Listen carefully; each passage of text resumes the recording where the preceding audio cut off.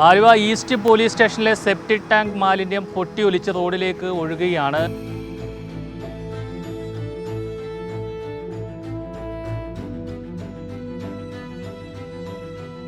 ഇവിടെ വരുന്ന പരാതിക്കാർക്കൊക്കെ വലിയ ദുർഗന്ധമാണ്. എല്ലാവരും മൂക്കുപൊത്തിയാണ് സ്റ്റേഷനിലേക്ക് കയറുന്നത്. പോലീസുകാർക്കും ഇവിടെ ജോലി ചെയ്യാൻ പറ്റാത്തൊരവസ്ഥയാണ്. 3 തവണ സെപ്റ്റിക് ടാങ്ക് തുറന്ന് മാലിന്യം പുറത്തേക്ക് മാറ്റിയെങ്കിലും വീണ്ടും അത് പുറത്തേക്ക് ഒഴുകുകയാണ്.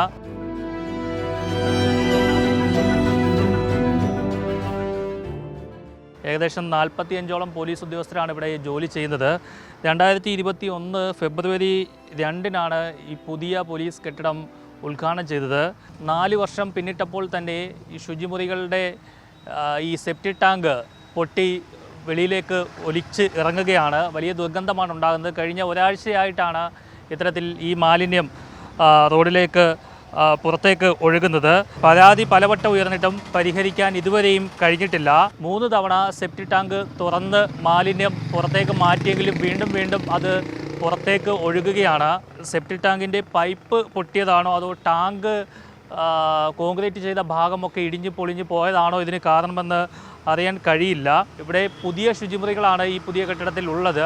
പഴയ ടാങ്കിലേക്കാണോ ഇതിൻ്റെ ഈ പൈപ്പുകളൊക്കെ കണക്ട് ചെയ്തത് എന്നുള്ളൊരു സംശയമാണ് ഇപ്പോൾ പലരും ഉന്നയിക്കുന്നത്. ഈ സംഭവം ശ്രദ്ധയിൽപ്പെട്ടതിനെ തുടർന്ന് ഡിസ്ട്രിക്ട് പോലീസ് ചീഫിൻ്റെ ഓഫീസിൽ നിന്നും ഇത് നിർമ്മിച്ച കമ്പനിക്ക് നോട്ടീസ് നൽകിയിട്ടുണ്ട്.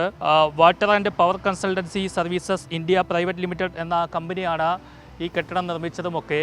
അതുകൊണ്ട് തന്നെ അവർക്ക് 2-ാം തീയതി ഈ മാസം ജൂലൈ 2-ാം തീയതി തന്നെ പോലീസ് ചീഫിൻ്റെ ഓഫീസിൽ നിന്നും ലെറ്റർ പോയതാണ്. എത്രയും വേഗം തന്നെ ഇത് പരിഹരിക്കണമെന്ന് ആവശ്യപ്പെട്ടുകൊണ്ടാണ് കത്ത് പോയത്. പക്ഷേ ഇത്രയും ദിവസം പിന്നിട്ടിട്ട് പോലും അത് പരിഹരിക്കുവാൻ ഇതുവരെയും കഴിഞ്ഞില്ല.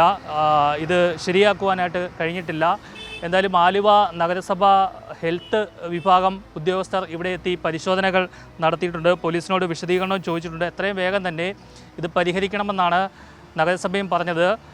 ഇന്ന് തന്നെ നഗരസഭ പോലീസിന് നോട്ടീസ് നൽകുമെന്നാണ് അറിയിച്ചിരിക്കുന്നത്. എന്തായാലും പോലീസ് സ്റ്റേഷനിൽ നിന്നും ഈ മാലിന്യം പൊട്ടിയൊഴുകി റോഡിലൂടെ ഒഴുകി പുറത്തേക്ക് പോവുകയാണ്. അത് നാട്ടുകാർക്ക് വലിയ ദുർഗന്ധം ഉണ്ടാകുന്നുണ്ട് എന്നാണ് ഇപ്പോൾ പരാതി ഉയർന്നിരിക്കുന്നത്. ആലുവയിൽ നിന്നും ടി അഭിഷങ്കറിനൊപ്പം ആർ പിയൂഷ്, മറുനാടൻ TV.